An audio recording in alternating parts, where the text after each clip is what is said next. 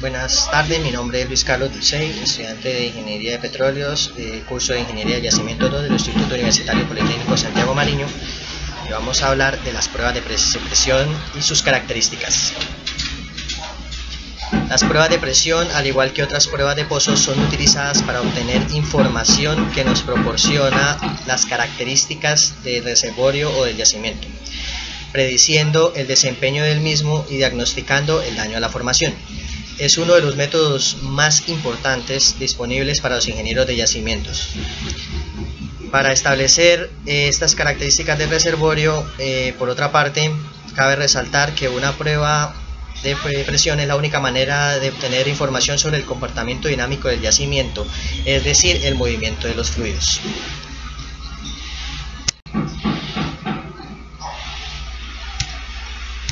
Objetivos de cada una de las pruebas de presión. Esto depende de los objetivos de las mismas y pueden ser de productividad o descriptivas. Las pruebas de productividad se realizan para conocer todos aquellos parámetros que influirán en la productividad del pozo. Entre estas obtenemos parámetros como identificar los fluidos producidos y sus propiedades, medir la presión y temperatura, obtener las muestras PVT, evaluar la eficiencia de la completación y evaluar trabajos de reparación y estimulación hechos a este pozo. Las pruebas descriptivas. Las pruebas descriptivas se evalúan para parámetros de yacimiento, caracterizan yacimiento como cambios de fases o los límites del yacimiento, determinar la extensión y geometría del yacimiento. Esto nos permite calcular el volumen recuperado y determinar la comunicación hidráulica entre pozos por si hay alguna falla o alguna barrera entre los pozos. Tipos y usos de las pruebas de presión. La prueba de restauración de presión es una prueba realizada en un pozo productor a tasa constante por cierto tiempo. El pozo es cerrado usualmente en la superficie, permitiendo que la presión se restaure en el pozo.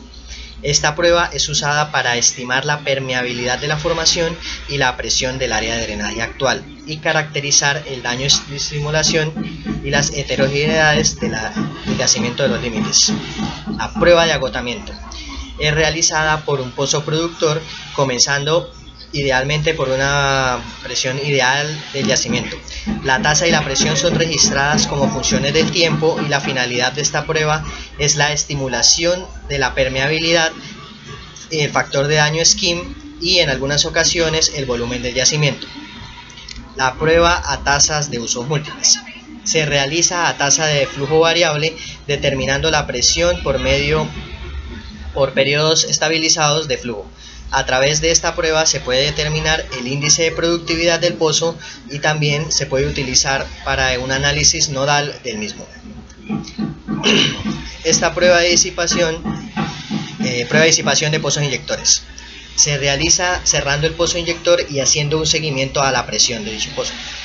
En el fondo del pozo, la teoría supone que debe haber una tasa constante de inyección antes de cerrar el pozo para que se mantenga una presión.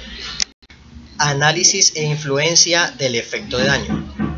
Se conoce como daño de formación a la alteración que ocurre en la permeabilidad de la formación en la zona próxima al pozo.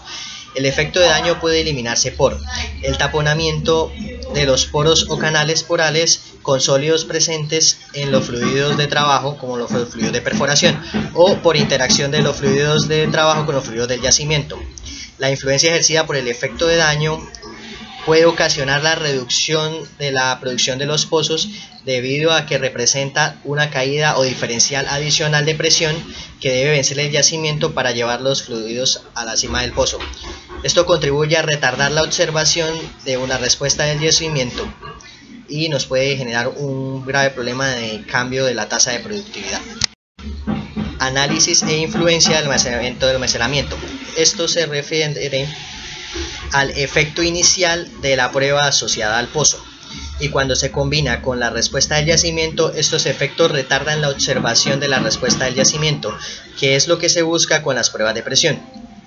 Este efecto se relaciona con el cambio de volumen de fluidos dentro del pozo por cada unidad de cambio de presión. Se denota como C o coeficiente de almacenamiento.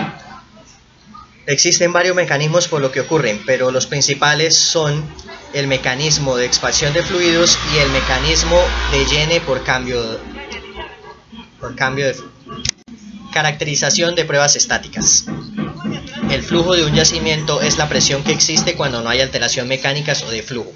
Dicha presión denota la presión que existe al frente de la formación petrolífera, cuando la producción es interrumpida por un lapso suficiente de tiempo para permitir la restauración de la presión en el fondo del pozo resultante de la columna de gas y líquido.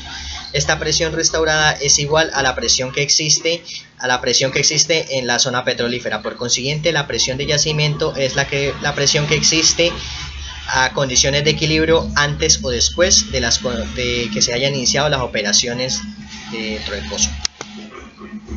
Finalizar la caracterización de las pruebas fluyentes. Esto es un registro de presión que consiste en introducir un sensor de presión y temperatura o memory couch, haciendo mediciones desde superficie hasta el fondo o de fondo a superficie cuando el pozo fluye o está activo. Se tienen que realizar unas estaciones de medición determinado de 5 a 10 minutos. Las profundidades las define el programa operativo y estas temperaturas son correlacionadas con sus profundidades para así tener un gradiente de temperatura. Entonces, para terminar, muchas gracias, espero que les haya gustado.